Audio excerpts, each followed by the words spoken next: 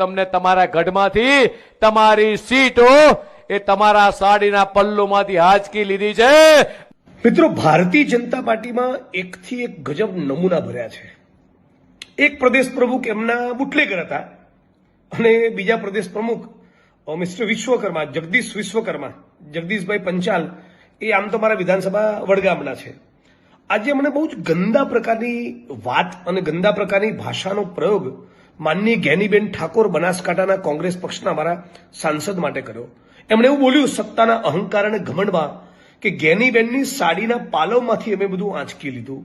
કોઈ સ્ત્રીની સાડી અને એના પાલવમાંથી કશું ખેંચી લેવું, કશું આંચકી લેવી, આવી અભદ્ર અશ્લીલ ભાષાનો પ્રયોગ એ કોઈ પણ રાજકીય પક્ષના નેતાના મોઢે શોભતો નથી।